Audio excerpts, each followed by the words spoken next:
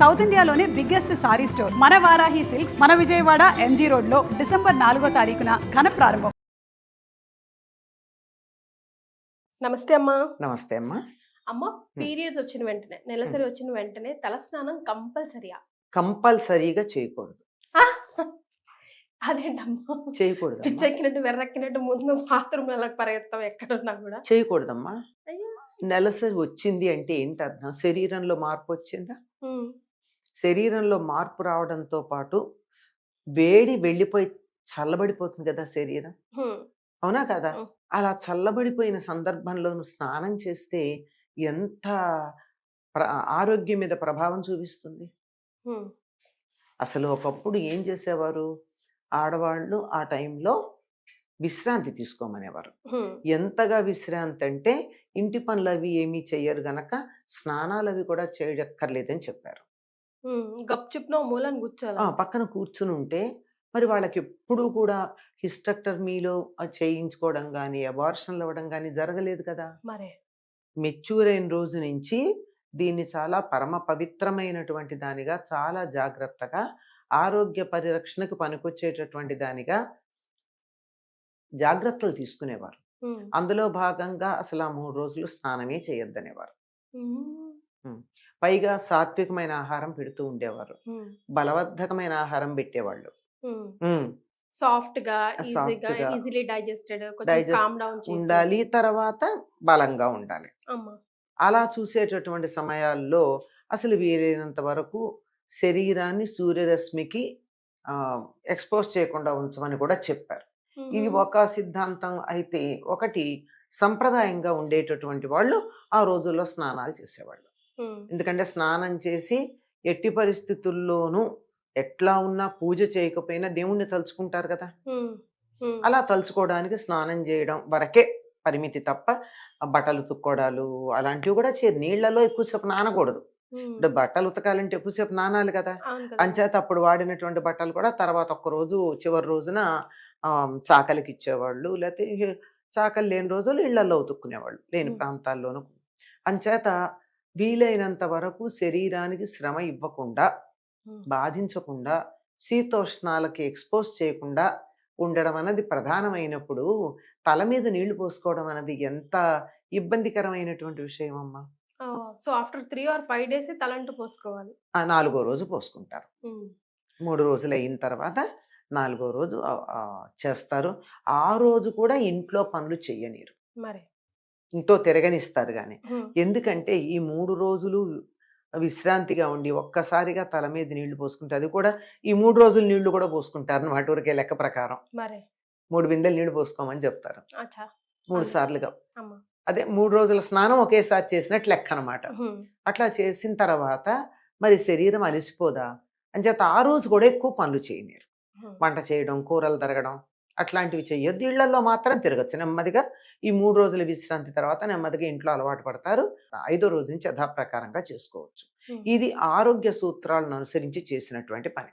అమ్మా, అసలు మోడర్నైజేషన్ పేరుతో మీ అబ్జర్వేషన్ ప్రకారం ఈ రోజుల్లో తల్లులు కానీ పిల్లలు కానీ స్పెషల్ గా పీరియడ్స్ టైంలో చేసే జనరల్ మిస్టేక్స్ ఏంటి? అవి హెల్త్ కి ఎలా ఎఫెక్ట్ పడుతున్నాయి అంటారమ్మా? ఈ రోజుల్లో చేసేవి ఏమిటంటే ప్రధానంగా మీరు చెప్పారే, మొట్టమొదట వెంటనే తలస్నానం చేయడం. సాధారణంగా రాత్రి కూడా తలస్నానం చేస్తారమ్మా.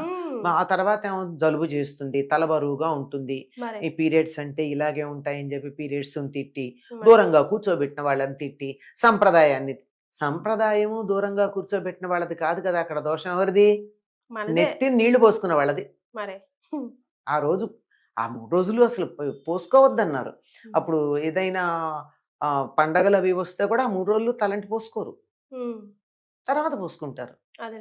అది అంచేత మొట్టమొదటిది విపరీతంగా వెంటనే తలస్నానం చేయడం ప్రధానమైనటువంటి దోషం ఆరోగ్య దృష్ట్యా.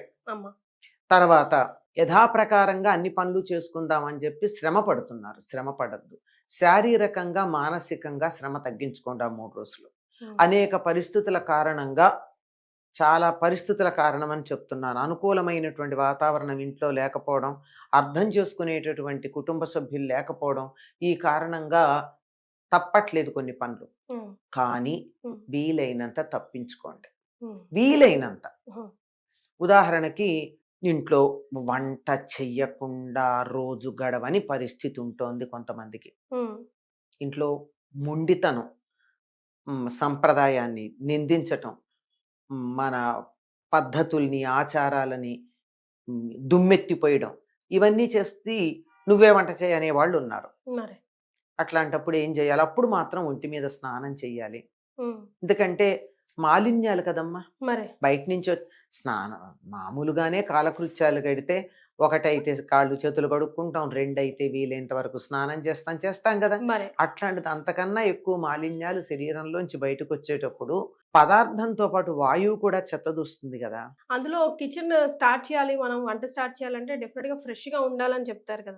ఉండదు ఆరోగ్య దృష్ట్యానమ్మా. ఉమ్, ఇప్పుడు టాక్సిన్స్ కూడా బోళ్ళు వెలువడుతూ ఉంటాయి శరీరం నుంచి. మరి అవన్నీ అందరికీ అనారోగ్యం కలిగించేవి. ఉమ్, కానీ తప్పని పరిస్థితుల్లో అస్సలు తప్పదు, ఇంకా ఇంకొక గత్యంతరం లేదు అన్నప్పుడు మరి చేస్తున్నారు ఆడవాళ్ళు. ఉమ్, ఆ చేసేటప్పుడు ఏం చెయ్యాలి అంటే వీలైనంత తక్కువ పని చేయండి. ఓకే.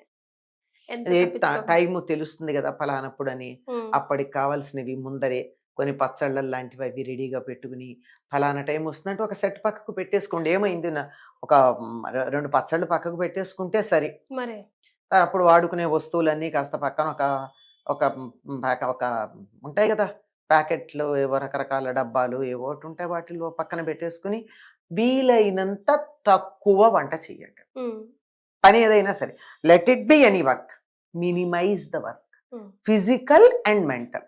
ఉమ్, మెంటల్ వర్క్ కూడా వీలైనంత తక్కువ చేయండి. అందుకే కదా పూజలు అవి కూడా చేయొద్దంటారు. అంటే మానసికమైనటువంటి ఎనర్జీస్ వస్తే డిస్టర్బెన్స్ వస్తుంది అనే ఉద్దేశంతో. ఉమ్. అంటే నాకు రాలేదు అంటే నీకు రాలేదంటే అందరికీ రాదని కాదు కదా. అందరూ ఓకే, అందరి ఇప్పుడు బాడీస్ ఓకే ఊళ్ళో ఇంతమందికి మరి 3 ఏళ్ల క్రితం కరోనా ఇంతమందికి వచ్చింది, రాని వాళ్ళు ఎంతమంది లేరు? మరి రాని వాళ్ళని దృష్టిలో పెట్టుకుని ససెప్టబుల్ గా ఉన్న వాళ్ళని ఏం పర్వాలేదు, నాకు రాలేదు కనుక నువ్వు కూడా వెళ్ళు అంటే మరి తప్పు కదా. ఉమ్, మన ఏ సంప్రదాయం చెప్పినా యావరేజ్ హ్యూమన్ బీయింగ్ ని దృష్టిలో పెట్టుకుని చెప్పారమ్మా. ఎప్పుడు ఎబవ్ ఉంటారు, వాళ్ళు స్టాండర్డ్ కాదు. అందులో ఈ రోజుల్లో పిల్లలు చాలా ఇబ్బంది పడుతున్నారమ్మా పీరియడ్స్ టైంలో.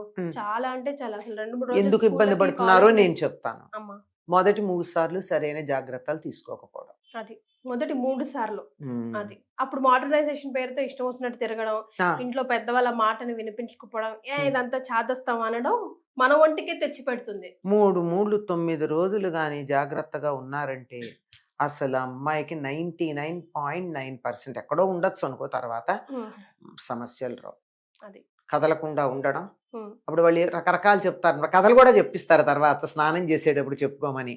అమ్మా. ఏది గోళ్ళు కొరికిన పాపం, సూది గుచ్చిన పాపం, కుట్టు కుట్టిన పాపం, ఇలాంటివేవో చెప్తారు. ఇవన్నీ పాపాలని. పాపం అంటే అనారోగ్యం.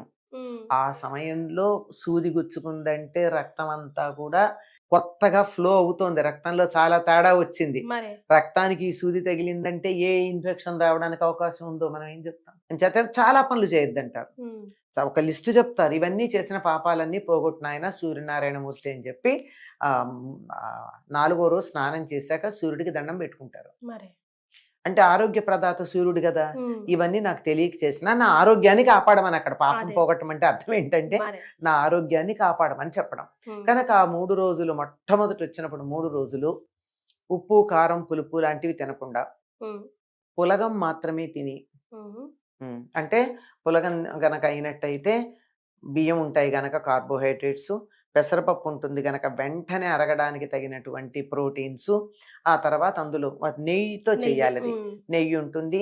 అబ్బా తినలేను అంటే దాంట్లో బెల్లం వేసుకోవచ్చు, జీలకర్ర, ఒక్క రవ్వ మిరియం, ఉమ్. అంతే. ఉప్పు ఉండదు.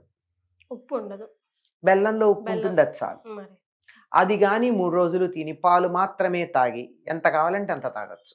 ఉమ్, ఇంకా తింటామని అన్నట్టయితే గారెలు పెట్టచ్చు, ఉమ్, అంటే ప్రోటీన్, కానీ ఉమ్. ఉప్పు ఉండకూడదు. మళ్ళీ వేసి వెయ్యకుండా మరీ తినలేరంటే ఉమ్, అట్లా అట్లా ఏదైనా సందికి తీపి పదార్థాలు పెడుతూ ఉంటారు అందరూ, రకరకాల ప్రోటీన్స్.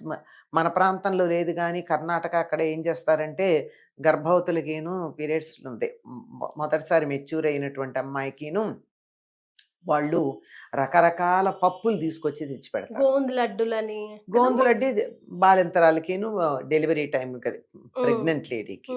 ఇది గోందు లడ్డు కూడా ఇప్పుడు కూడా పెట్టచ్చు. మరి తర్వాత మినప సున్ని బాగా పెడతారు, మినుము పెడితే నడుము గట్టి పడుతుంది అని చెప్పి.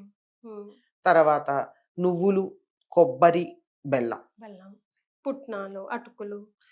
ఇవన్నీ పుట్నాలు అటుకులు ఎక్స్ట్రా. ప్రధానం కొబ్బరి, నువ్వులు. ఇవన్నీ పుట్నాలు, అటుకులు, వేరుశనగ పప్పులు, అన్ని రకాల పదార్థాలు తర్వాత. మరి ప్రధానంగా పెట్టాల్సింది బెల్లం కాంబినేషన్తో నువ్వులును, వీలైతే కొబ్బరి. ఏం చేస్తుందంటే లోపల మొత్తం అంతా ఎక్కడన్నా క్లాట్స్ ఉంటే వాష్ ఆఫ్ చేసేస్తుంది, ఓకే, చేసి క్లీన్ చేసేస్తుంది. ఈ 3 రోజులు నిజంగా కాళ్ళు చేతులు కూడా ఏమిటి కదలలేనట్టు, తిమ్మిరి లెక్కినట్టు కూడా అనిపించవచ్చు. ఎందుకంటే ఉప్పు ఉండదు కదా, అనిపిస్తుంది. అనిపించలేండి, ఏమీ అందుకే కదలద్దన్నారు. మరి కదలకుండా ఉండడానికి కారణం ఏమిటి? కాళ్ళు చేతులు పని చేయవు ఉప్పు లేకపోతే. అసలు బేసికల్ గా మన సిస్టమే అసలు 3-4 డేస్ ఏం పని చేయకుండా బద్ధకంగా అట్లా కూర్చుంటే బాగుండు అన్నట్టే ఉంటుంది. యాక్సెప్ట్ చేసి అలా ఉంటే బాగుండు. అలా 3 రోజులు అలా ఉండి రెండోసారికి కూడా వీలైతే పాటించాలి. మూడోసారి కూడా పాటించగలిగినట్టయితే కనీసం మొదటిసారి ప్రధానంగా వెరీ స్ట్రిక్ట్ గా పాటించాలమ్మా. 11-12 డేస్ ఈ 3 రోజులు ఆహారం గురించి, రెస్ట్ 10-12 రోజులు. ఎందుకంటే శరీరంలో మొత్తం అంతా కుదిపినట్టు అయిపోతుందమ్మా, మార్పు వచ్చింది సెట్ కావడానికి. సరే రెండోసారి అయితే 5 రోజులు 4 రోజులు చాలు రెస్ట్. ఆహార నియమం మాత్రం పాటించాలి. ఇలా పాటించినట్టయితే చాలా బాగుంటుంది. ఇప్పుడు ఆధునికంగా ఏం చెప్తున్నారంటే డాక్టర్లు, అప్పుడు మొదటిసారి అయినప్పుడు 1 month లోపల ఒక ఇంజెక్షన్ ఉంటుంది, టెటనస్. డాక్టర్ని అడగండి, లేడీ డాక్టర్ని అడగండి చెప్తారు. అటువంటి ఇంజెక్షన్ ఒకటి ఇప్పించాలంటారా అమ్మా? చెప్తాను వినండి. ఇప్పించాలి. తర్వాత 6 నెలలకి ఇంకోటి ఇప్పించాలి. అది కూడా పీరియడ్స్ కాకుండా పీరియడ్స్ అయ్యాక 5-6 రోజులు అయ్యాక. ఆ తర్వాత 1 yearకి ఇప్పించాలి. అంటే 1.5 years అవుతుంది. లైఫ్ లో టెటనస్ తీసుకోవాల్సిన అవసరం ఉండదు అమ్మాయి. ఇది ఒక రాకముందే తీసుకోవచ్చా? అవసరం లేకముందే. అప్పుడు ప్రభావం అప్పుడే ఉంటుంది. అప్పుడు శరీరంలో మార్పు వచ్చినప్పుడు యాంటీ టెటనస్ పడాలి. రాకముందు తీసుకుంటే టెటనస్ ఎట్లా అవుతుంది? ముందే యాంటీ టెటనస్ ఎట్లా ఉంటుంది? ముందర ఎందుకు ఇవ్వాలి యాంటీ టెటనస్? బాగా కొంచెం అవేర్నెస్ ఉండి కొంచెం చదువుకున్న డాక్టర్ దగ్గరికి వెళ్ళండి. అంతేగాని కాగితాల మీద డిగ్రీ ఉన్న డాక్టర్లు కాకుండా ఒక లేడీ డాక్టర్ దగ్గరికి వెళ్తే ఈ విషయంలో మామూలు మెడిసిన్ కన్నా కూడా కమ్యూనిటీ హెల్త్ వాటి మీద కొంచెం పరిశోధన చేసిన డాక్టర్ల దగ్గరికి వెళ్ళాలి. పెడితే వాళ్ళు చెప్తారు ఎప్పుడు తీసుకోవాలో. అలా గనక 1 year 6 నెలలకి 1 yearకి అలా తీసుకున్నట్టయితే లైఫ్లో టెటనస్ ప్రాబ్లం రాదు అమ్మాయికి. ఇది ఇది 90% మందికి తెలియదు. అవునమ్మా, నాకు కూడా తెలియదు. ఎందుకండి నేను మా స్టూడెంట్స్తో కొన్ని హెల్త్ ప్రోగ్రామ్స్ చేయించిన రోజుల్లో ఒక doctor, she interested in all these things. She in those days she was associated with our students అనమాట. So she told me and I advise to so many people and many of them follow. అంటే follow అయ్యారంటే దాని result ఏమిటి అన్నది మనకి ఎలా తెలుస్తుందమ్మా? Tetanus వచ్చిన వాళ్ళ సమస్య అని రాకుండా ఉంటే ఏమైంది? రాలేదు, ఇప్పటి వరకు రాలేదన్నమాట అర్థం. ఆ తర్వాత వేలుకు దెబ్బ తగిలినప్పుడు టెటనస్, కాలికి దెబ్బ తగిలినప్పుడు టెటనస్, సిజేరియన్ అప్పుడు ఒక టెటనస్, డెలివరీ అప్పుడు ఇవన్నీ తీసుకుంటారు కదా. ఇవేమీ అక్కర్లేదు అని చెప్పారు.